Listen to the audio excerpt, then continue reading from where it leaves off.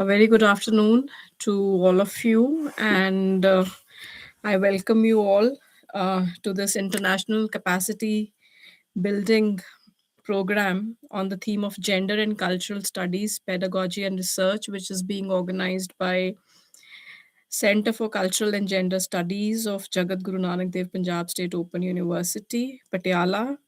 We are very happy, we are very privileged to welcome the resource person of the day, my one of our leading sociologists of North India, and also a very dear friend of mine, Dr. Jasleen Kevlani. She's Associate Professor of Sociology with the Rajiv Gandhi National University of Law, Patiala.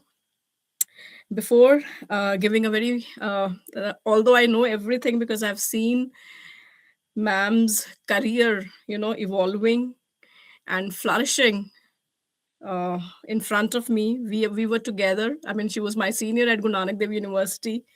We are both, alumni of the same department. But before that, I would like to also welcome our Dean Research, Dr. Navleen Multani. She's the brainchild. She's been the motivator behind this international capacity building program. She has we have like kind of jointly established this new center of cultural and gender studies at Jagat Guru Nanak Dev Punjab State Open Universities, and this is the first program, a capacity building program that the ma'am has organized under the aegis of this center. So all kudos to our Dean Research. She's been doing a lot of work in this, both in the field of research and many other academic and administrative, duties that she has been doing here. So now for uh, about the resource person of our session, Dr. Jasleen Kevlani.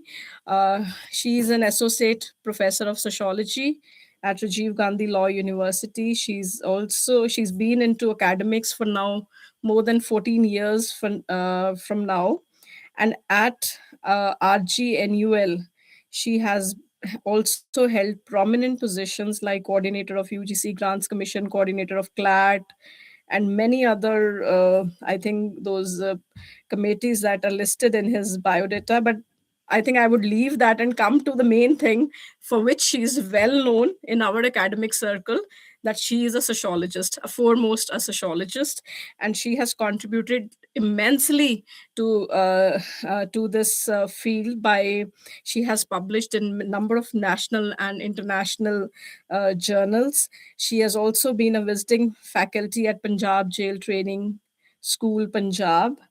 And for more than a decade now, she has been training police officials of Punjab and from other states. She's also a well known e content developer.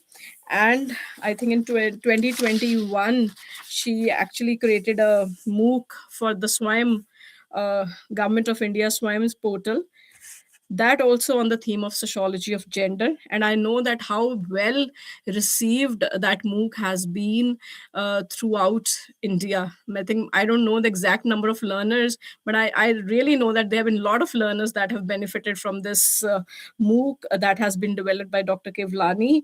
And I think it must be still in the go. Anybody can go to that SWAM portal and do that MOOC, which is again based on the theme of sociology of gender. She's a postdoctorate fellow, a PhD, a university gold medalist, and also now a member of many peer review and also advisory boards of national as well as international journals. We welcome you, Dr. Kevlani. And the topic on which she's going to talk about today is the gender context of higher education. So, this again is a very pertinent theme, that since we all belong to this domain of higher education, we must be very aware about what is the gender context of this higher educational environment. And I think Dr. Kevlani is going to give us more brief, more understanding about this context. So now I would request Dr. Kevlani to kindly share her insightful views on this very pertinent topic of the gender context of higher education. Dr. Kevlani, please. Thank you so much, Dr. Shifali. Thanks a lot for such a generous introduction. And good afternoon, everyone. Good afternoon, Dr. Multani. I'll begin thanking my very dear friend, Dr. Multani, for inviting me and making me a board of this, a very, very prestigious and a very good going course for our faculty members. And PS for you right now is very close to my heart. I have my teacher, Professor Ratan Singh, sir, as a Vice Chancellor. I have a very, very dear friend and a colleague for, I think we have worked together for almost 1 decade, Multani ma'am. So she's leading good positions there. I have a very good friend, Dr. Shifali Bedi. We met after, I think, 10, 15 years. But when we met, it was never like we're meeting after almost 1.5 decades. So PSO is very close to heart now.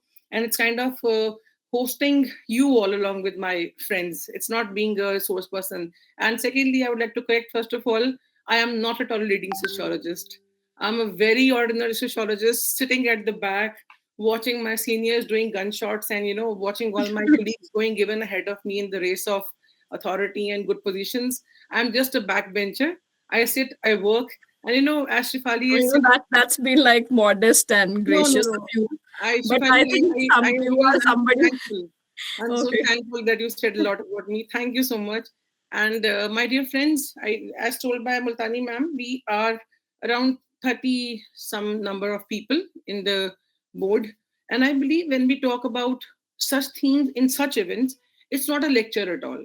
It's like talking to our community. It's talking to our own friends who are not met or who are not seen, but we all know each other because we belong to one community. And yes, this particular topic is very close to my heart, very close to my life. And if I just share the background, when ma'am asked me what topic would you like to talk about, this particular thing on higher education, so I thought, ma'am, gender context.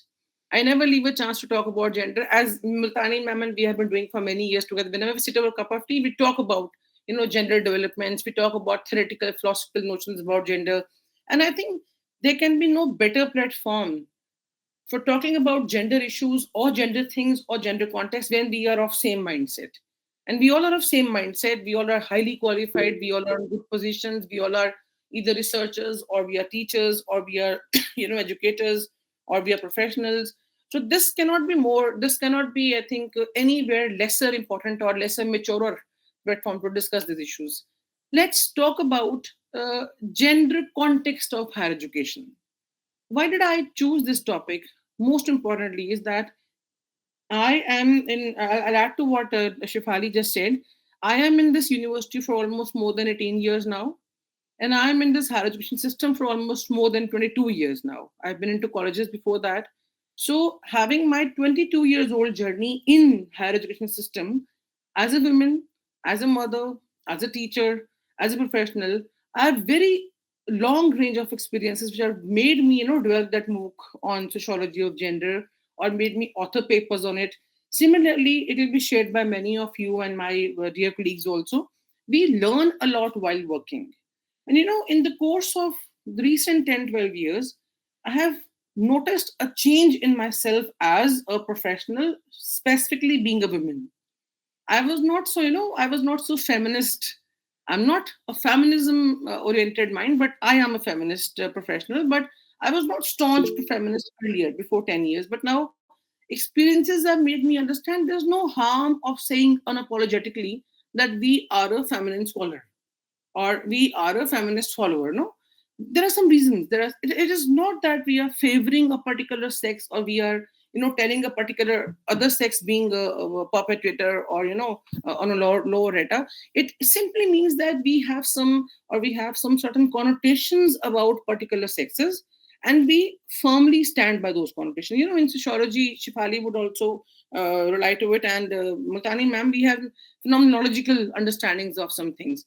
So it's quite being phenomenological when we talk about gender. First request is I would like and request all my dear colleagues here to put their cameras on. It will be just, it will be helping us to have a good interaction pattern if we can see each other, as we always expect in our classrooms. Thank you. Oh my God, we have Vaishnavi also. a very dear student of mine from NLU. Oh, wonderful, wonderful. Thank you so much, Hello, everyone. ma'am. Good afternoon. Yes. I'm very excited to hear you today. I'm very happy to see you, Vaishnavi. God bless you. She's an example. Thank you I'll so just tell much. you why I'm saying she's an example for many. We'll discuss later on. Now, let us begin the gender context of higher education. When we talk about the word what reflects higher education, I'm not going to technical explanations of what government says, what administration says, what law says. I am simply talking about what we understand as teachers in this system. First of all, the age of the learners. Now, they come to us, they are almost built up as a person, they're almost built up as a human mind, they're almost built up with their own perspectives. They're also, and when they come, they have their own emotional and physical space in the world. So they come with either some fitness, or they come with some diseases, some distortions, some mindset. They have, some of them are very sensitive, some of them are very strong, some of them are very harsh. Some of them may have some criminality growing in their minds. So when they come to us, unlike little children of 10 or 12 or 13 years age, they are quite mature.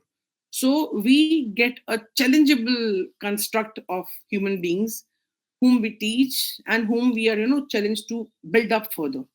Then if we talk about gender, when they come to institutions like colleges and universities, we all would agree that they're already quite sure of their gender preferences. They're already quite sure of their sex connotations. No, and the biggest problem here is that even if we are in law university, and I unfortunately or fortunately don't know, I've never been a part of traditional university as a faculty member, because as said by Shivali, it is not, I was quite far behind than getting into the male realm of traditional universities. But seeing the law universities cult, we are into the student cult, which is very legally active, which is legally very smart. Even many of them, when they universities, they are not able to answer the difference between gender and sex. And that is the problem when it comes to even faculty members also. We were discussing, I think 3-4 years ago, Multani ma'am's, I think it was last second or third year in the NLU being faculty. We talked about this thing that even if we ask our faculty colleagues, not only in NLU, in other universities, they are confused on answering ye gender sex mein bhi farak hota hai. Like they're confused. What is the difference between gender and sex?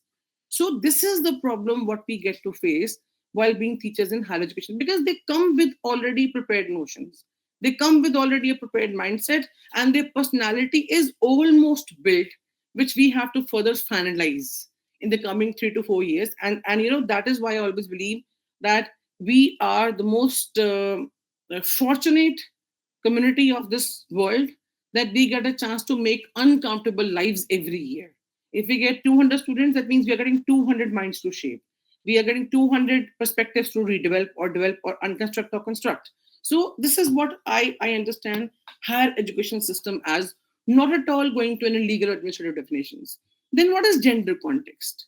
When and I also urge that all of you or any of you who wants to talk to me on any particular topic there and then, just raise your hand. I will love to talk to you there and then. There's no need to wait for the end of the topic and discuss.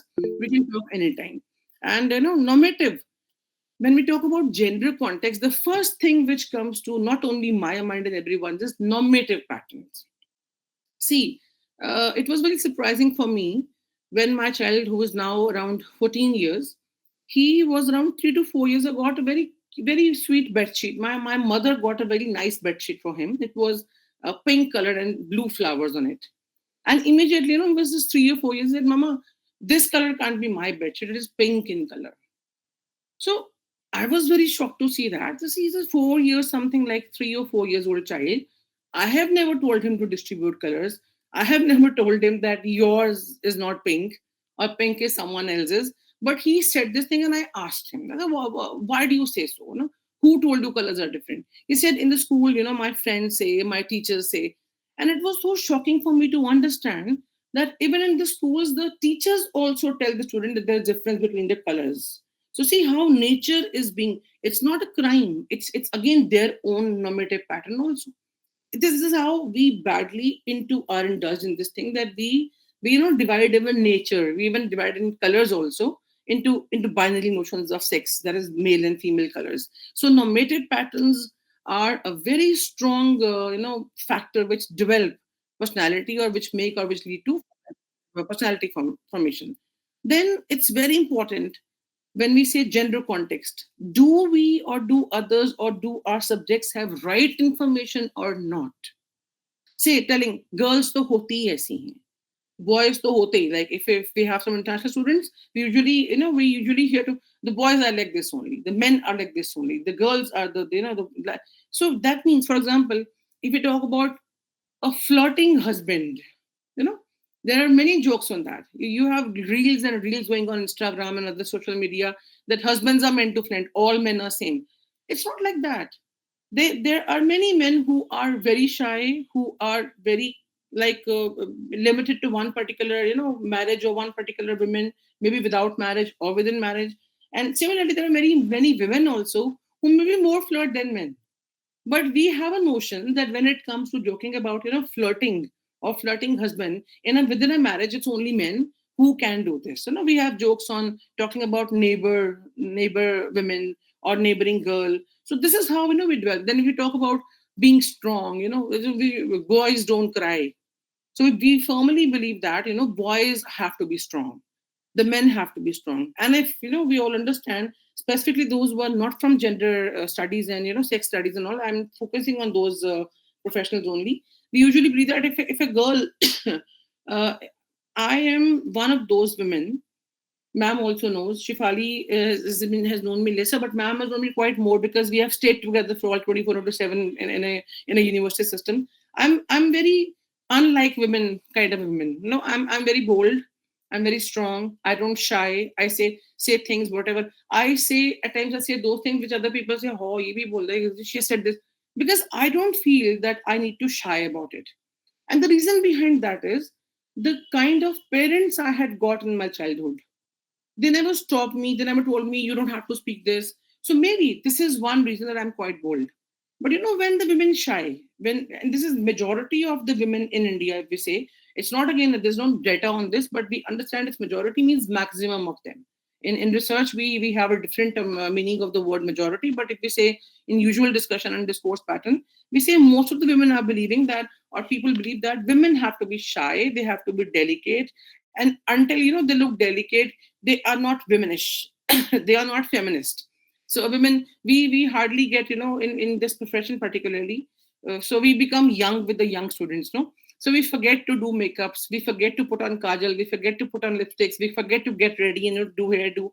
And then in this is a wall between the professional and the personal life. And in family circle, ये तो तैयार ही नहीं होती, she doesn't get ready, there's something wrong. There's nothing wrong, man. There's nothing wrong. It's just that my husband doesn't provoke me, doesn't force me to get ready if I'm not comfortable. But it is difficult to accept this thing. It is difficult because now this is what I mean to say here is that we have gender connotations ready in our mind. So it is like almost when they come to universities, when youth comes to meet us for the first time, they're 20, 21, 18, 19 minimum, or 22. So we can't expect that they will understand what, or how I understand what women or men, or what male or what female is. Then other very important context, or the sub context, or sub theme, or sub content of gender context is vulnerability and response to social change.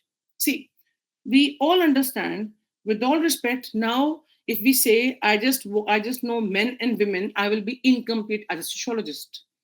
I have to know transgenders. I have to know third gender.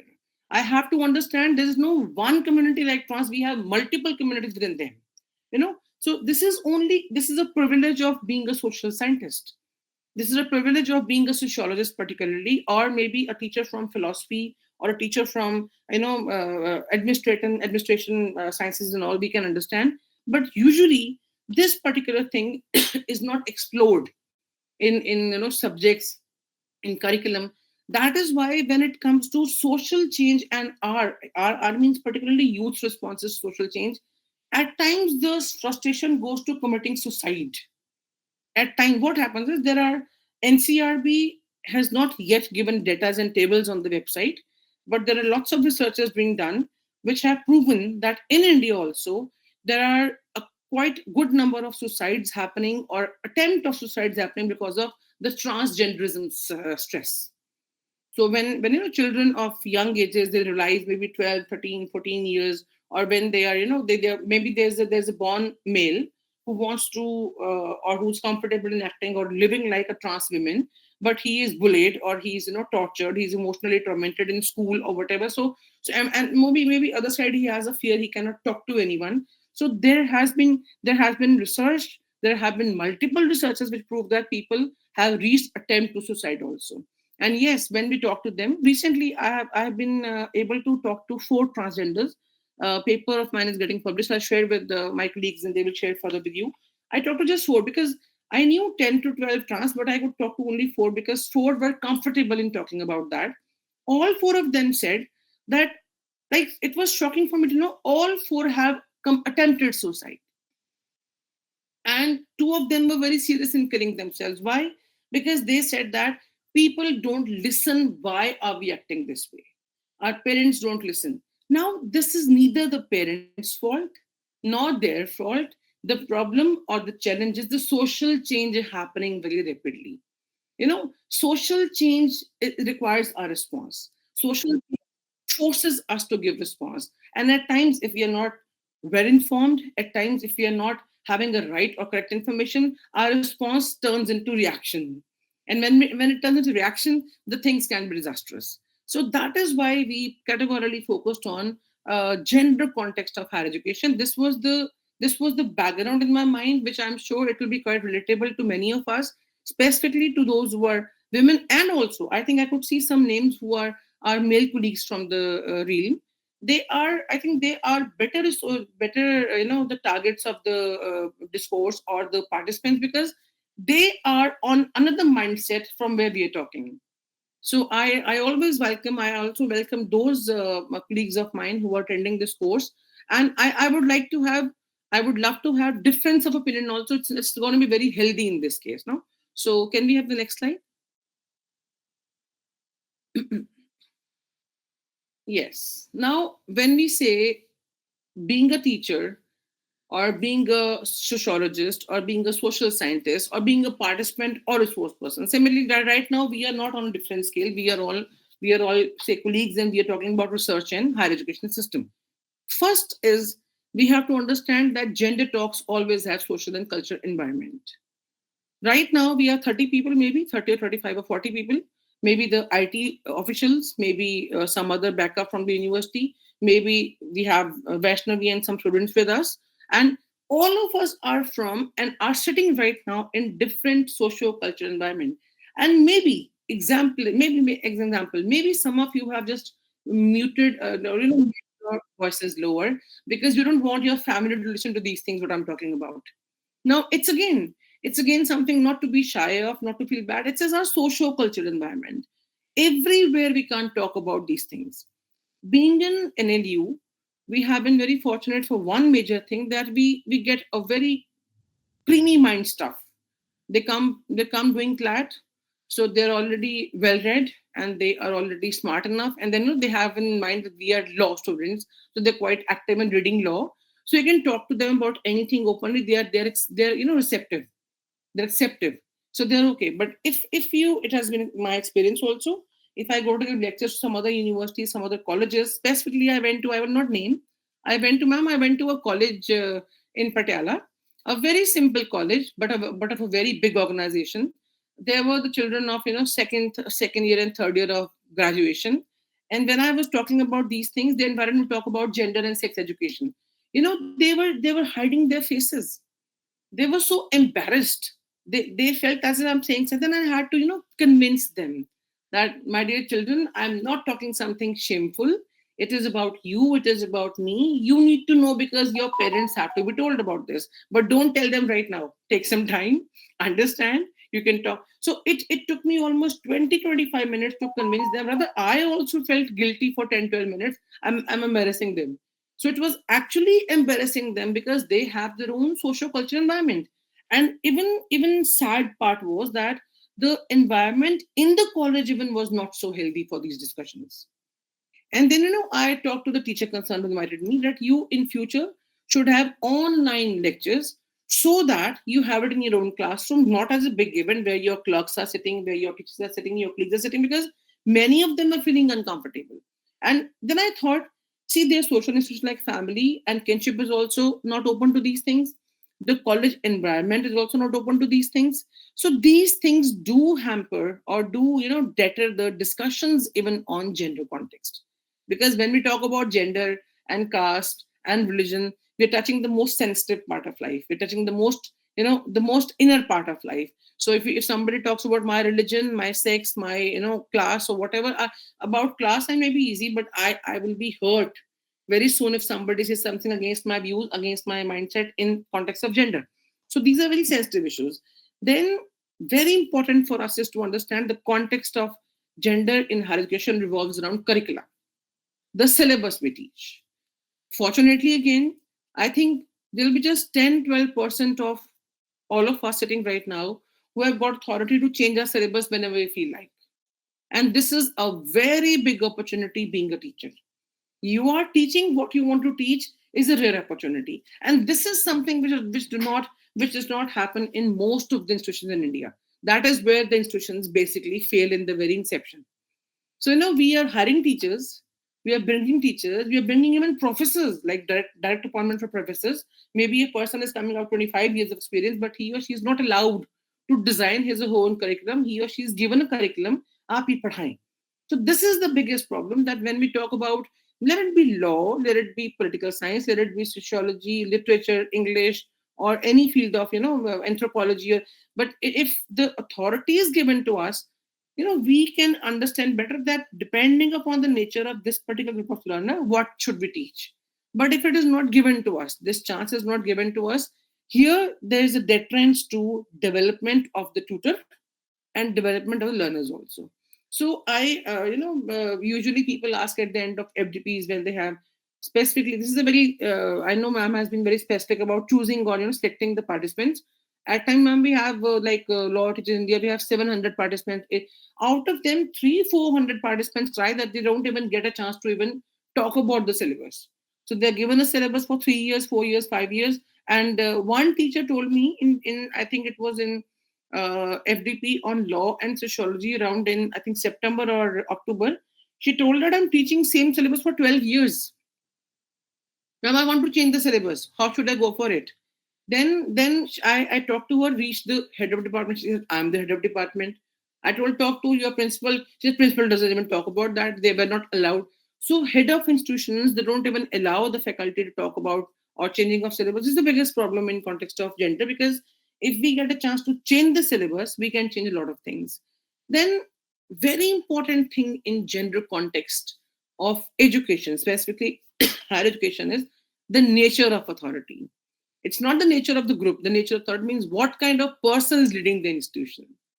I think we all would agree the principals, the directors, the heads of institutions, the vice chancellors, the deans, all these people on these top positions, their nature and their attributes towards understanding social change in society, and their own nature to give you liberty or giving you more freedom to in academics and all, that also makes a very important content of this gender discourse. The impact, it is very crucial to understand that when we teach gender, when we discuss gender, when we talk about gender, it surely has an impact. That impact may be positive, may be negative, may be disturbing, may be constructive, may be deconstructive, or maybe reconstructive, but it has surely an impact. So, my dear friends, when we talk about this particular topic, gender context of education, I will focus on multiple things. I'm not focusing it on this talk as a lecture. I'm focusing to call upon more and more interaction. So we are just now beginning with an open discourse on the context of gender, which will include lots of things together. Let's have the next slide, please.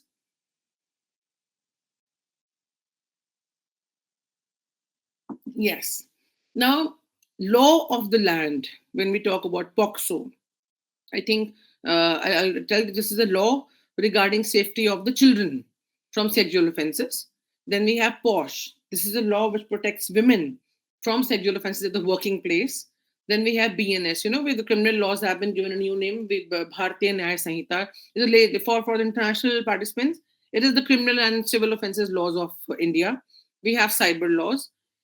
All these laws at the back of higher education system strongly define our gender approaches.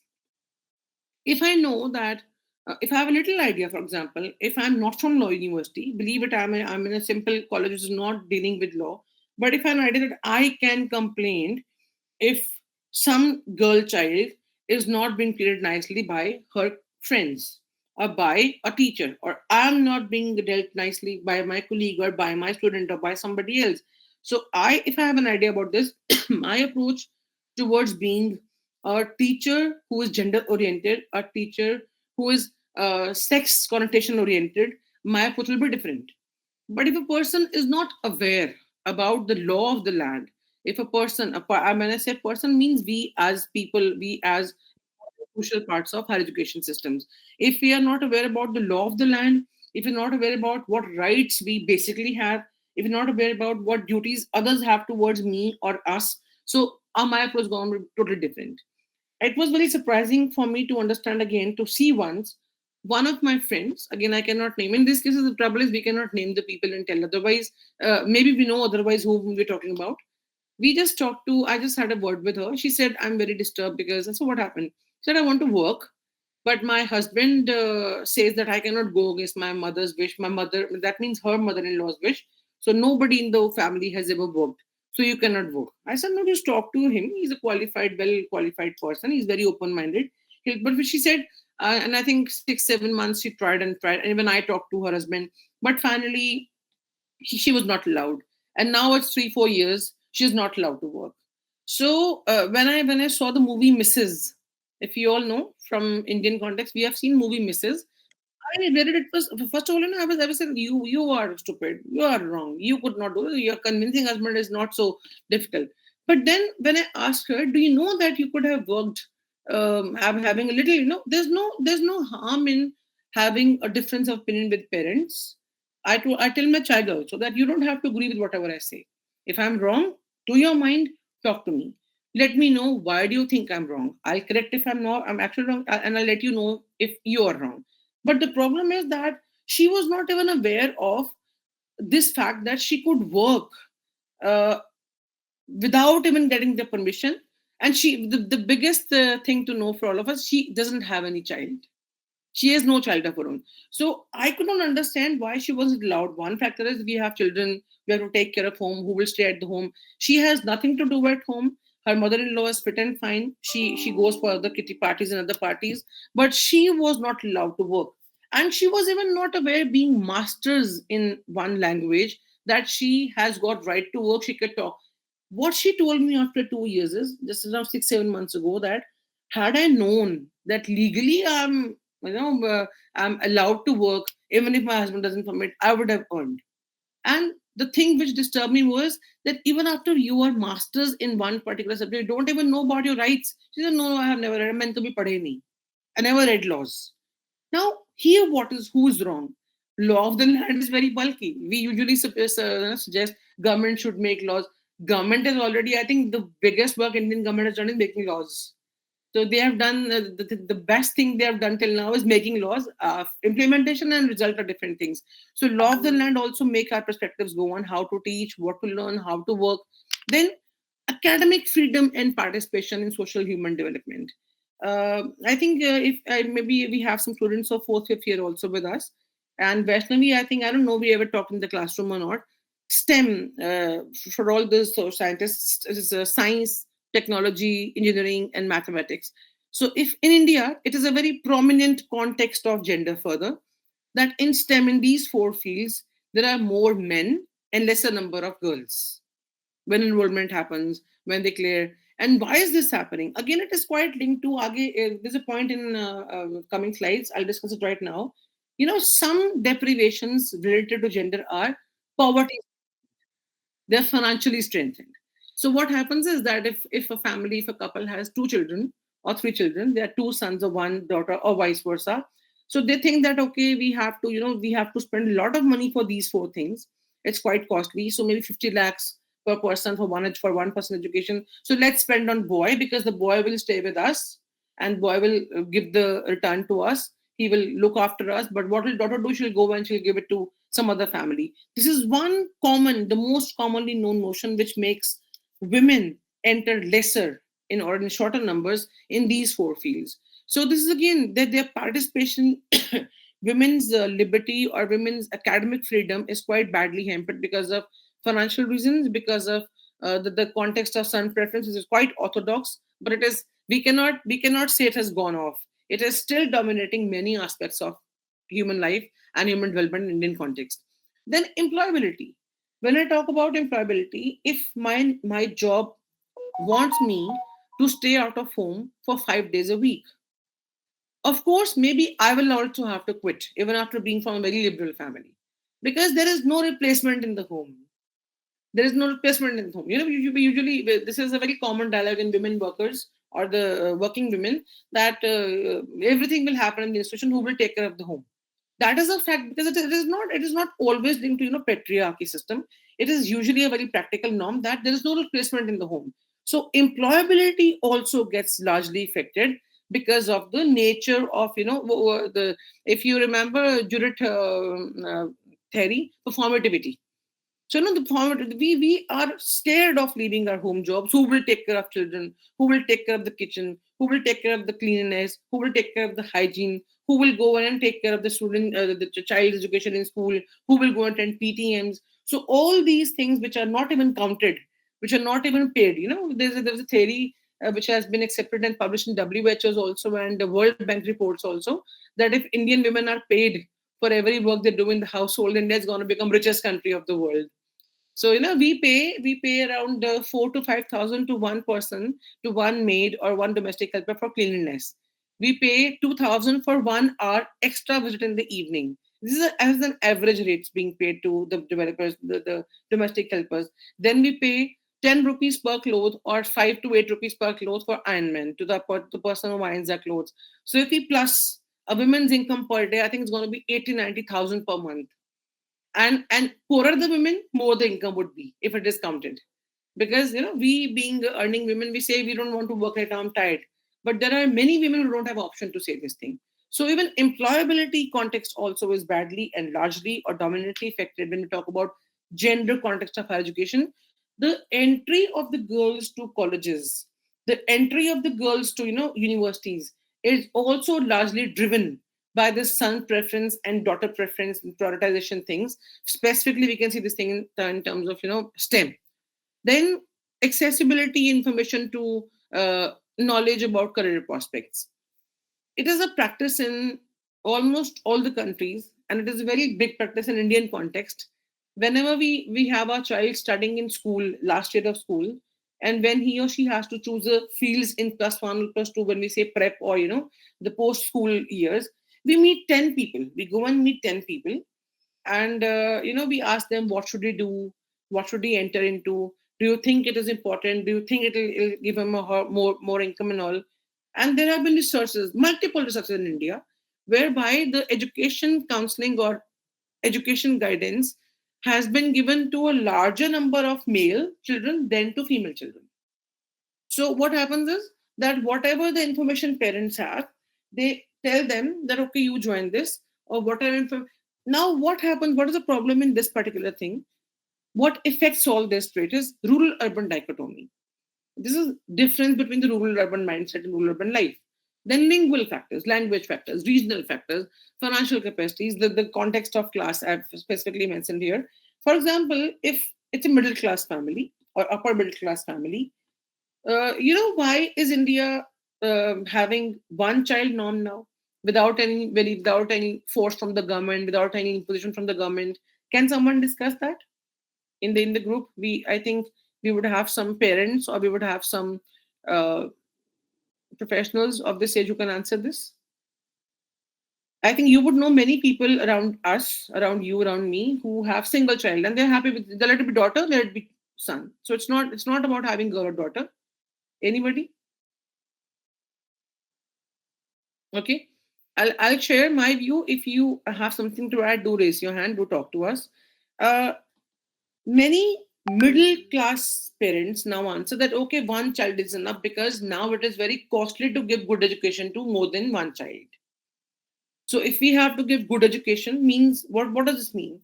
having a good school, not even always convent, but a good English medium school, then expenses of uniform, expenses of transport, then the patterns they have in the school is like, now practical file has to be made, now this fee has to be given, now your child has to go to that particular trip, education field visit, you have to pay this, then Christmas party, and all these things have different expenses. Now parents who are earning, maybe two of them earn, maybe one of them earns, so they've decided one child is okay, let it be girl or boy, they want to have, because now they're very clear about this, we cannot have expenses on more than one child if we have to give a good life and good education. Now, what happens here? It is again a very small population of India who are not focusing on girl or boy child, but who are focusing on one child. Usually, what happens is even educated families or highly, income earning families, they go for the second child only then if the first child is girl, because now they have a social obligation, because people say no, family is not complete. And now this is how they make up their mind, the things are now. Similarly, recently, if you have read the news about Punjab, around 3 4 months ago, it was a fire kind of a thing in media, and also the Punjab government is worried about this. The longevity of life is increasing, the elderly number people are increasing, and the people, migration and immigration is happening, and the working people are shifting to other countries. So there's a big transition in the number of people earning and number of people dependent on the earning people. So that is how this particular aspect I'm talking about right now is like this affects the demography of a particular region. This not only affects education, this also affects demography of a region, and then further, of course, it will affect the political participation, work participation, educational participation, and developmental participation of particular sex or particular gender. So when we talk about this aspect of having right information, of taking our children to visit other 10 people of different field to know which field they should join, again the STEM rules, many of us would get the same answer. If it is technology, no, not much not much number of girls go for this. If it is science, no, it's very difficult for a female, it's a sensitive job. So this is how these this what do you say, I would say that not wrong information but incomplete information, or not the correct information in the minds of the parents or the elder generation is affecting the gender context also. Then again, we have discussed deterrence to change, growth and development. We refer to this. Now, I've mentioned in brackets. I've tried to give my sub contents in the brackets for every topic. When we talk about deterrence to change, the biggest thing is commodification of women and occupational choices. Uh, in India also, and in many other countries also, nurses, if we see one occupation example, nurses, they are more women as compared to number of men. If we talk about teachers in primary school educations or teacher in secondary education, they are again more women as compared to men. If we talk about air hostess, there are more number of women as compared to men. But now see, if we talk about chefs, there are more men as compared to women. I haven't heard about a female chef hosting a big TV show. We have many chefs hosting big TV shows, and they are paid 8 lakhs, 7 lakhs, 5 lakhs per hour to visit one good hotel, maybe 5 star, 3 star, 7 star. But I haven't seen I'm in 40s of my life. I haven't seen any female being so popular chef as these Sanjeev Kapoor category, and these all are. Now this is a very big paradox that women in India and other some societies, they are the ones who work much more in the kitchen as compared to men. But when it comes to popularity as a chef, when it comes to earning lakhs and crores as chef, there are more men. Again, what is there at the back of thing? Occupational choices. What is there to understand is, we have some hospitality colleges. Let's not again name, but yes, we can talk about some YMCA, young women, boys, management hostels, young men management colleges in Delhi and all, and also Bangalore and Mumbai. They're the number of the people the starting there's no particular division of sex, like male female, almost equal or almost 50 60%, 60 40%. So there's no staunch data on this. But the problem is when you ask them that why don't the girls go and become popular chef, they say that number one, that the chefs have to stay late night. outside the home. They have to stay in the hotels for 11, time like 11:30, 12 in the night, and it's not safe for the girls. Other view, when we ask, I suggest you all to go for some researches and talk to some, hotel management students and all.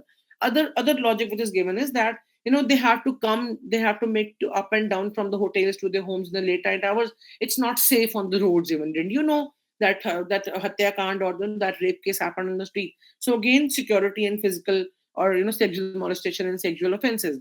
Then other thing they say is that, do you know how hardworking it is? Now when you say hardworking, it means physical toil.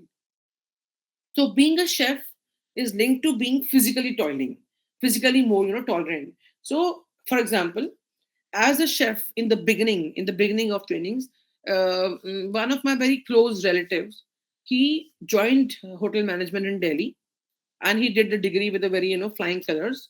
He joined a very prominent hotel of Delhi. Again, I would not name that. And in the beginning, just for 20-25 days, he left the job and he came back, said, I don't want to continue in hotel management. And the family was drastically disordered. I said, don't tell us we have spent 12 lakh. It was about 10-12 years ago. We have spent 12 lakhs on education, and now you're coming back and saying, I don't want to work in hotel. What would we do? What would you do? What is the reason? He said that they had given me a whole full, sack full of onions and told me to peel. So there were 50 kgs onion. He was told to peel them off. And then he was sitting in open environment, open kitchen where all other, people were working. Now imagine, if we expect a hotel to give a separate space of, cutting the vegetables or peeling the vegetables or fruits to a woman, is it actually possible or not? Now, what I mean to say here is, at times, what we think is a stereotype is not a stereotype. At times, what we think is partiality is not a partiality. At times, what we think is being done unfairly, it is not actually being done consciously unfairly. It is unfair, of course, but it is happening from traditions. Now, in this case, who will decide what is right, what is wrong? So occupational choices are largely guided by, again, the mindsets. And then talk about promotions. How many women vice chancellors do we have in India at present? We can count. I think we can very easily count. But if I say how many men vice chancellors do we have, we will have to take 10, 12 days to totally make a good number of it. That again means that if we have lakhs and lakhs of women teaching in higher education system, we have only countable few who are women vice chancellors. Right? Again, the promotions. Again, that means how many women are able to ignore the home or leave the household works aside and focus on career. If I say that I sit at my home for 10, 15 years per day, and I want to be a VC of a university, I would be wrong. I'll have to stay there. I have to work with the community. I have to work, and maybe online, offline, but I have to work for 15, 20 hours per day. This is how we have to understand that how occupational choices are driven, by the gender context. We have next, please. Yes, thank you. Now, if we talk about leadership and decision making, again, randomly, I would again like to know from you all, how many of, right, ma'am, can I have an idea? Like, I should not ask, but I need to know from this particular topic itself, how many, what is the ratio of, Shifali, the men and women participant in this group? Idea? You muted. Uh, I think Multani ma'am would be more. She would be knowing I have, about I have a this. reason of, Yeah. We asking this. have more of women, Dr. Yes. Jasmine, and less of men. Right. Yes. So we have more of women. Now, see, this is about the participation of women from hierarchy system. So we have a good number of women right now. And can some participant answer? I will not. I would not want you to speak up, or maybe you write in the chat box. How many of you, maybe men or women, both of you, how many of you relate to it that women are given open or free or equal? I would say not equitable, but equal opportunity to take decisions in the family. And there's a very interesting fact. It has not been theorized yet, but you can say it is about experiences or whatever you can talk. Women in the workplace, they are more authoritative. They are strong in decision making as compared to their being at their own homes. This is, another factor which makes many women strive for better positions in the working field. And many, this is why is this happening? Because again, in the household norms, we are more attached to the sensitive values. Sensitive values is judgment of family, which is the judgmental orientations of the family. We are judged through our performativity. We are judged through the hours we spend in the home. We are judged through the quality time we spend with our husband or with our spouse or with our in-laws. We are judged if we are having our elder generation staying with us or not. We are judged whether we are seen in the kitchen or not. But in the work domains, more women have more decision making authorities, and their decisions being women are more respected. Usually, we hear this term, aap bataiye, because you are women, you understand this particular community more. Now, this is the paradox again when we talk about leadership and decision making. In higher education system, when we talk about all the nature of colleges, it is not everywhere. Maybe traditional universities versus national universities versus IITs versus IIMs, or versus other, private institutions versus deemed universities versus rich funded universities versus self funded universities. All these have a different environment for leadership. All these are different environment for decision making. So gender context also revolves around the decision making and gender connotations, which is largely dependent on the codified rules also, and social sanctions also. Then equity and equality. Gender context of higher education is strongly revolving around these two things. Equality, we all know. Equality, we all know that is being equal in the eyes of law, not being treated partially, not being treated biased with a bias. So when people say, okay, men and women are equal, I don't find as a person, not as a woman, as a person, a very neutrally sex-oriented person. I don't find there's some proud about saying I'm equal to men. I'm not equal to men. I'm not equal to men. I'm very strong physically, but I have some problems. I have some days when I'm not equally fit as a male counterpart would be. I have some problem when so no, I understand, because it is very difficult to accept that we are not, and we don't need to establish our worth by saying we are all equal. We all are different. We all are physically different. But yes, if I say who is superior, who is inferior, that's a problem. So saying that we are different, saying that we are not equal, is not that we are depriving some community of being legally, empowered or legally privileged. It is simply about talking about sociologically. It is simply talking about what we are as a physique, what we are as a mindset, what we are as a perspective. So when we talk about equity, equity means allocation of resources depending upon the individual needs. Now, what happens? Uh, in institutions, 3-4 years ago, when the gum okay, I'll begin from where I can take you all to the right thing. I was fortunately in the board of almost only 30 professionals from India who have been participating in National Commission for Women's lawmaking procedures. We finally suggest laws to the parliament, and parliament amends that. And finally, in last month, we had a final consultation on the laws linked to prison women prisoners. In that course, I suggested something that was about linked to transgenders, and I also knew the answer would come. And the answer came, and then we had a solution. I suggested for having identification of the prisoners at the point of entry to the jails, so that it's not only men, women, it is also men, women, and third gender, and then also transgender. Now, when we talk about transgender, we don't know it as trans women or trans men. And until we don't know what is a trans woman or trans men, we put them in a particular jail because we believe they are trans women or trans men. It's going to be totally out of law. It's going to be totally against the law. It is going to be totally against natural justice. So, but the problem is that a ministry of a nation, this is they say that we cannot. They're right on their point, and we have to talk about equality. So, if we talk about equality, we are not to make people tell us their gender. We have columns to fill: male, female, don't want to tell or don't want to disclose. But when it comes to the need of knowing actually who are they, how do they identify themselves, then the laws have to be molded. Then the laws have to be flexibly understood. Then the laws have to be exceptionally understood. But this is where we fail. This is where we fail. We have some fixed connotations. We have some laws. We have some rules. Maybe institution based, maybe nation based, maybe based on the legality of the nation. And we have to work on them. We have to work on them. We have to adopt them. We have to work on them. This is the problem. Then we are not flexible. We don't have to focus more on equality. First, we have to focus more on equity. Only then we can walk to, only then we can reach equality. So the gender context of higher education is, or it has to move to equality via equity. So it is we who have to work on this.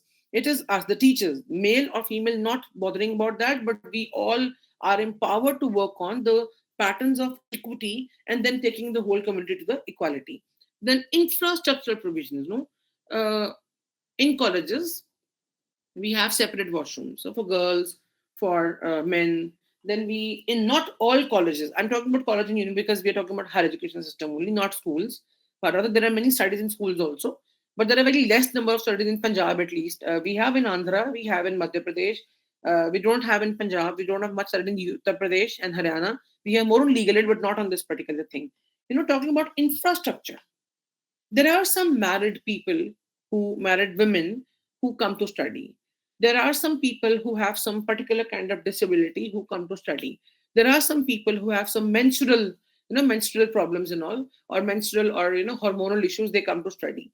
There are some persons, again, it may be open to anyone's understanding, to male or female students. There are some persons who are having some anxiety attacks and all because of the hormonal issues, or because of the other social environment, or cultural environment. So when we talk about these people, we cannot educate them properly until we give them infrastructural backup. And now, where does it come from? It comes from money. It comes from amount. It comes from finances. A college which does not have ample space or ample money, ample finances to even regulate the bills of the electricity, or regulate the cleanliness of the washrooms, or have more number of staffs for the washroom, how can we expect that college to give infrastructure provision to different sexes? For example, separate washrooms, or more number of washrooms, or menstrual hygiene facilities, or incubators, or the technological backup for the things and all. So but in the colleges where we can afford that, I think we all have to work more on infrastructural backups. Then we must focus on this essential skill development. Essential skill development is not exactly a non, it is more technical kind of a center. Ma'am, I suggest you, because I see you as a person who can do anything, and I have faith that you can talk about establishing a skill development center at PSOU, because you are doing a good work in these fields. These ESDs are working a lot on training of particular or different sexes on different occupations, or training of these people, different, maybe transgenders also. We have examples of having judicial officers as transgenders, police officers as transgenders, professors as transgenders. So we can train all particular sexes, all genders specifically, having the identity well respected in 12 skill development centers. Then faculty, what is happening right now? Even if I listen to Shifali ma'am right now, I listen to Multani ma'am, I listen to any one of you, it would make me also learn something what I had not thought about. So gender is such a thing where everyone can give his or her distinct perspective. Gender, maybe I talked about 10, 20, 30 things. These things may be a small part of your knowledge, because your experience about gender has been entirely different than mine. So when we have sensation programs for faculty members, specifically for those universities, colleges where there's less openness, where there is less academic freedom, where our perspective largely makes the youth perspective altered. Our mindset largely makes the youth mindset altered. Then role and need of sex education.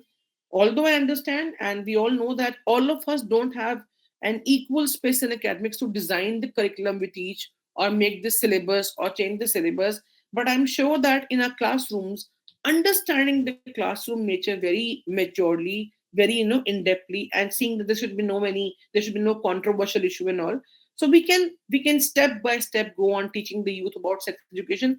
It is not only about sexual intercourse, it is about your sexual mindset, your gender orientations, your acceptance and your rejections to maybe homosexuality, maybe same-sex marriages, maybe transgenders, maybe third gender. So when we talk about sex education, it is not only about being feminist or being masculine. It is more about having a mutuality of genders, a mutuality of sexes. So this is how the gender context evolves around.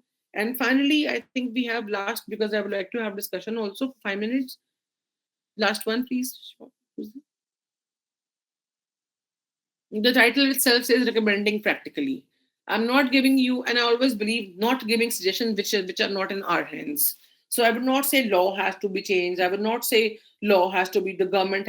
Let us not talk about government every time. We are educationists. We are very powerful. We are dealing with youth of the nation. We are staying in the universities, colleges where the careers are made.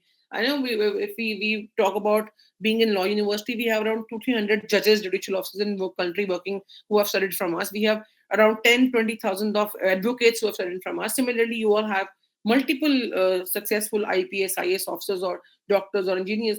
So we are quite powerful. I will just talk about those practical suggestions which I want that we should focus on while working on gender context of education in HEI. Culture of sports. I think sports is something which is excellently out of the world to make the gender context neutralized and gender context equitable. So when people play sports, the I've mentioned about the handling challenges, handling when a girl rushes and she falls down and her dress goes up in the sports, nobody would bother about that because it is about sportsman's spirit. It is about a contestant. It is so if it happens in some other thing, maybe we go to a restaurant. If my dress gets stuck up in a chair and it gets stays off, there will be 10 people highly educated also will just stare at me, who will make fun of me. But it at least happens in sports. So sports culture, if initiated more, if encouraged more in higher education institutions, is going to be, I think, a strong pillar for developing a healthy gender connotation in the mind of youth and in the mind of faculty members also. Then social research specifically based on area studies and community studies. Shifali ma'am, I think you understand this particular point why I'm focusing on this is area studies are quite helpful to, maybe we take up one particular region where demographic imbalance is there, maybe where, bride trafficking is happening, maybe where the child trafficking is happening, maybe we have young age of children, like we have some villages where if you all know, Al Jazeera is a very, I think not a very, but they are one of the most popular channels of the world, which has done immense study in Punjab and Haryana for this, women link issues. One of those is the young bride trafficking. Other is this polygamy. So they've worked on this. Then why not Indians? Why not we all can work in an interdisciplinary manner? Maybe law person, maybe political science, maybe anthropology, maybe sociology. So when these things are done, I think we'll be able to get to know about many more aspects about sex and gender in higher education, which will help us to develop. Finally, I think my purpose as a teacher in a university, or our purpose as a teacher in college university, is to bring a desired and a positive mindset out, which goes as a professional. Like बच्चा हमसे पढ़ रहा है for 3 years, 4 years, he or she is going out. I think we should work on doing away with the stereotypes. We should work on doing away with the prejudices. We should work on making his or her mindset more oriented towards equity and equality. So for that, social research is very helpful. Then intersectionality, again, we've talked about maybe gender and caste, gender and religion, gender and class, gender and education. All these things are very quietly largely linked. And we have to train the youth to prioritize. At times, it is important to prioritize somebody as a woman, somebody as a third gender, somebody as a man. Because, say, for example, if somebody is menstruating, of course, we have to, or we can give provisions to that particular person with dignity, with respect, only when we understand her or that person being a female. So at times, it's not always being neutral about gender. At times, we are mature enough, we have to prioritize gender and sex at times. That's very important. And choosing between short term and long term. For example, syllabus. Uh, if we have a provision of making syllabus or changing syllabus after 3 years or 2 years, it's something really good. But if we have a provision of changing syllabus after 10 years, it's of no use because society is changing very fast as compared to syllabus change and all. So we have to prioritize again. We have to balance where do we have to take short term goals and where do we have to take long term goals.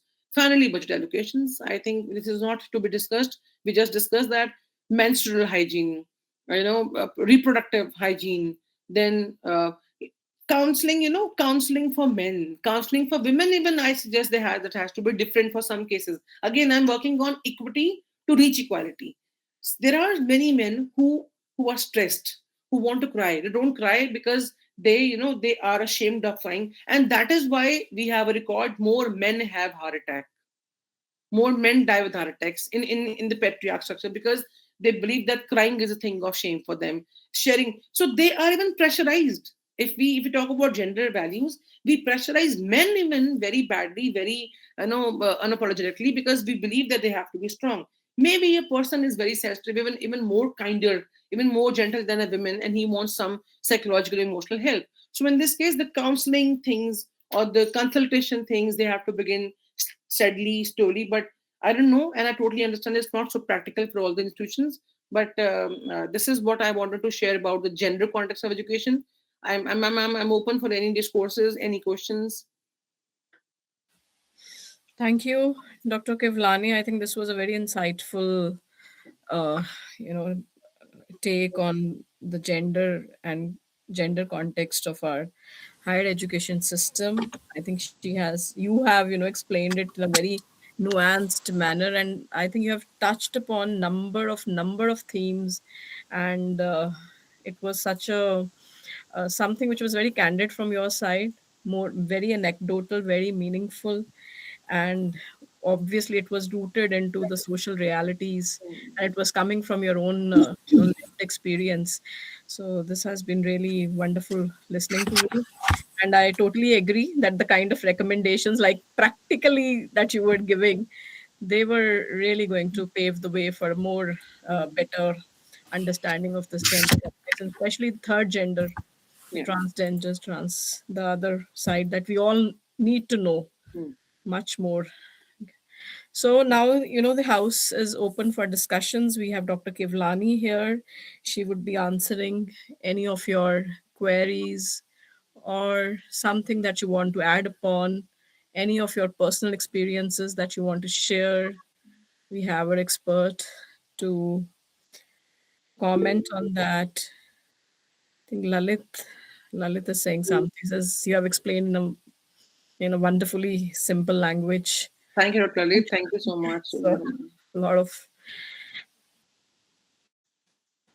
Uh, that's so wonderful. It's always a pleasure so to much hear. of applause is coming from our Yeah. Thank participants. you, everyone. You can Thank well you, see those everyone. icons, flow, Thank you. There's a question, I think. flying across your screen. Yeah. Thank you. I'm feeling fortunate and very happy with this. So, I Yeah. think we have one question. You would like to say something? I think we are very thankful to you for having Dr. Kivlani here with us. Yeah. So, Thank you. Dr. Jasneet Kaur wants to ask that, ma'am, how can we make a change in the family? That's just need it's a very important question, and we all have, I think, struggled through this question several times in life, no? But every time, what I have seen in my life experiences, there are two factors which affect us or our ability to bring change in the family. One is what nature of family members do we have, and specifically the older generations. I tell you, when I got married, it is 15 years ago. I got married in a rural background family. My husband is a top official, but we are from rural background. And I was a girl brought up in urban areas, an urban environment. When I went to the family, and we had to go back to the village for the first time after our marriage, and we're staying in Patala. My mother-in-law told me that you have to only wear suits and cover your heads when you go to village. It was second or third month after my marriage, and I was very shocked because I hadn't heard this term to cover head or wearing only suits and all. But I thought I should keep quiet. It is in the beginning, she doesn't know what kind of woman I am. Maybe she's afraid of having educated and an urban women in the family. Maybe she's trying to I kept quiet. I took all the suits. I took dupattas wala suit, and I covered my head in the village, and I stayed there for 5 days. It happened for 6 7 months. In that course of time, me and my mother-in-law, she's not with us in person, but her blessings are with us. We had several argumentations in a very healthy way. We used to argue. We used to have cup of tea together. We used to say, okay, ladai hogi, ab chai peete hain na. Okay, we have fought, and let's have tea. That's how we used. And seventh or eighth month after our marriage, we had to go to village, and she said, just lean. I said, but ma'am, mama, take any clothes you want to wear. And I looked at her, and I was shocked. Mama, what did you say? She says, take jeans, take trousers, wear what do you want to wear. I said, Mama, I told my husband, I said, I'm very surprised. Mama has herself told, I haven't told her to allow me. He said that she's proud of you. Now, what I thought that day is, I did not bring the change. It was that lady who was more open to change. But I was fortunate that she was very open to change, and she was a very open minded mother. But in case the people in the family are not so open minded, what should we do? For that, I think we should first of all convey our logics behind the change being seeked for. Rajniji, first of all, it's very important. How do we explain? We don't have to, declare that we are going to do this. We have to discuss with them. I wish to do this if you people allow or understand or go with me. It might take some time. It might take 1 month, 2 months, 3 months. So we have to keep patience.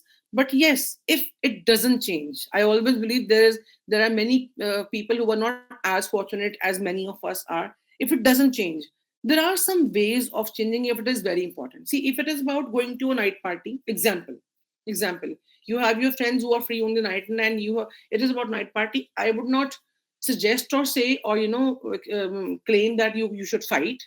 But if it is about earning, if it is about going to job and staying there for 2 hours more because your environment wants it more, there's a point where you have to take a stand. So take some stand in a way that you're able to compensate that in the household also. So if you stay at the workplace more, get up early, get up 1 or 2 hours earlier in the that is what I think we have been doing for many years. So whenever we have to stay in the workplace for more than 10 hours, 8 hours, I get up at 4 o'clock in the morning and do lots of things so that when my family gets up, because actually I have to believe and accept I'm in a patriarch structure. Whatever liberal mind I have around me, but I'm a woman who is bound to take care of the kitchen and a children, household, and study and everything. So I check a lot of things. I write slips. One example. So patience is the key to change. I think we have to keep patience, and logics are the second key. We have to be logical for the change being seeked by us. If we are logical, I'm sure 99.9% cases things change, the family change. But yes, it may take time, 3 months in my case and 1 month in your case. So we cannot, and yes, most importantly, don't let us not compare ourselves with somebody else. Let us not, because if I see my friend's husband got agreed in just 10 days, my man is mad, he's not understanding for 2 months. It is his own mindset. It was his own mindset. So every stone doesn't break in a given, the stones, we have to break the stone depending upon one stone takes 1 year, one stone takes 1 minute. So it depends on the nurturer's nature, how much time he or she has been given or invested in for the terms of value. So with the patience and logics are two important pillars for that.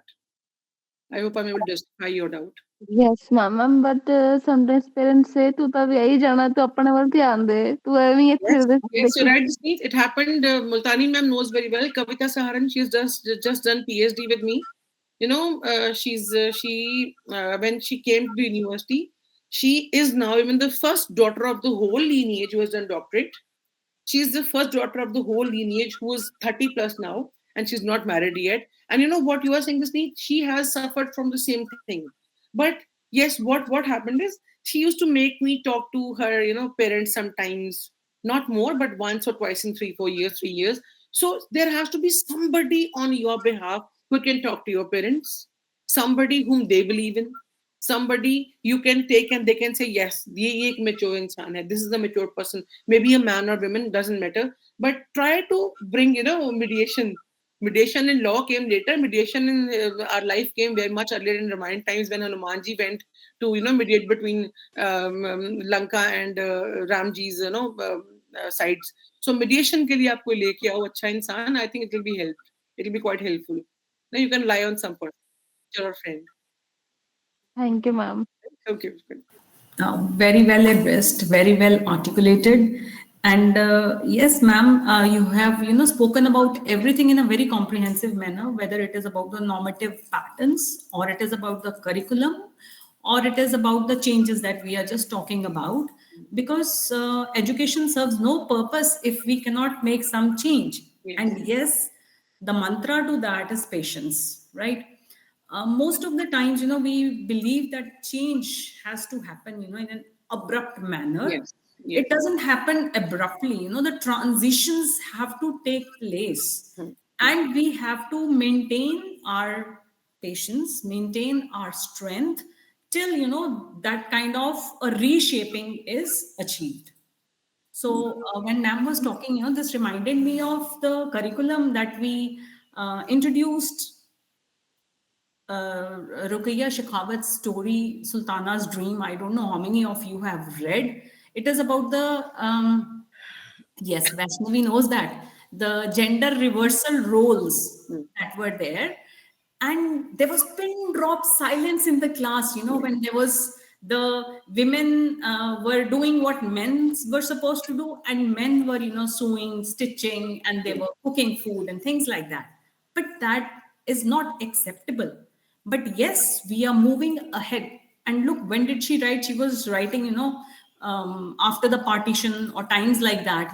They were visionary. They were writing about all these things. And even another story that I'm reminded of when I was teaching my students of law at Rajiv Gandhi National University. It was Talaq by Mahashweta Devi. Many of you must have read a translated version of that, where this lady takes Kulsum takes a stand which is not acceptable to the patriarchal setup. And since my MA students have also joined, the concept of new woman that GB Shaw gives us through Saint John. How that new woman ma'am was talking about, like Saint John, she's canonized later, but she has to be sacrificed. So that is the extreme, the sacrificial goats. And after that, you achieve some kind of freedom, autonomy, and agency. And I think again that agency has to be used in a proper manner. ये ना हो कि कल को ये use करके something gender role reversal के कारण उल्टी battle होनी शुरू हो जाए. The binaries and the battles, we have to see that we have to view it with equanimity. That we are creations of God, and yes, these roles, whether pre-decided or forced upon us, slowly, gradually, we have to make some kind of adjustments. Yes. Thank you so much, Dr. Jasleen, and anyone else who would wish to engage in a conversation with ma'am, it would be wonderful. You can raise your Thank you so much, ma'am, for the beautiful and wonderful lecture. It's Thank you, always dear. been a pleasure. It's always been a pleasure to hear you. Thank you, beta. You are yourself a pleasure box. She's such a beautiful child, and she's an And I'm inspiration very to. blessed to have you as my God bless professor. you, beta. God bless you. God bless you. God bless your smile. You keep on having, and you win out. I think she wins struggles and combats every day, and she wins out with flying colors. I'm so proud of you, Vaishnavi. God bless you. Thank you so much, ma'am. God bless you. Anybody else? Thank you, everyone, for all the comments and all the appreciation. Thank you so much. Uh, Now, just a moment. We have now Dr. Pinky Saraj. She is head of the School of Law and Interdisciplinary Studies with us. Although we are very much thankful to you, but we have a formal vote of thanks to be Yeah, please, my pleasure. given by her. I told you, she is head of the School of Law and Interdisciplinary Studies, Dr. Pinky Saraj. She'll be giving. I think she was just here, right? Dr. Pinky, are Hanchi, you ma'am. Hanchi. I'm there. Thank you so much, ma'am. On the behalf of Jagat Guru Nanak Dev Punjab State Open University, I extend my sincere and heartfelt gratitude to Dr. Jasleen, Associate Professor of Sociology, for delivering such an insightful and enriching session. Her in-depth knowledge, different perspectives, and engaging presentation have greatly enhanced our understanding of gender and cultural studies. I would like to express my sincere thanks to all the participants for their active involvement and throughout engagement, which made this session really so interactive and meaningful. My special thank goes to program coordinator, session in charge, and the organizing committee for their dedicated efforts in successfully conducting today's this session. So once again, I thank everyone for their valuable presence and contribution.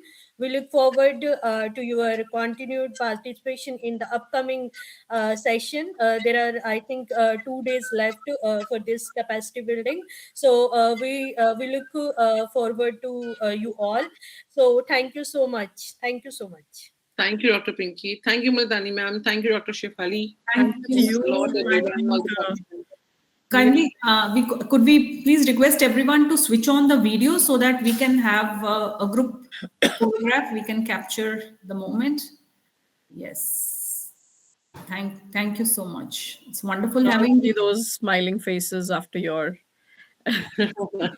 I'm so happy seeing one of them. Thank you so much for being part of the listeners. Thank you.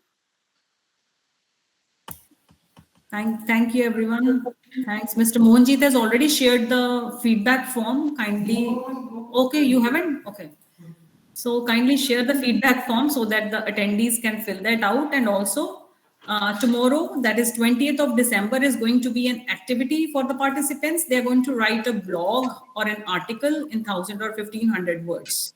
That has already been communicated to them during the very initial days, and also formal communication has been sent in that manner. Okay, ma'am. We would just request you to be with us for a while so that the photograph can be taken, and those of you who have to access the feedback form, they can. Great thanks to the team at JGND PSOU and all the participants and the resource Thank you. persons. Thank you so much, ma'am. Thank you. Thank you. Thank you Have a so good much, day. everyone. Thank you. Nice meeting you. May I leave, ma'am? Anything required? Monjit, are we done with the photo? Yes. Okay. Thank you. Goodbye, everyone. Bye. Thank you. Regards. Thank you, everyone. Thank you, ma'am. Thank you, Ji. Thank you, ma'am. Bye.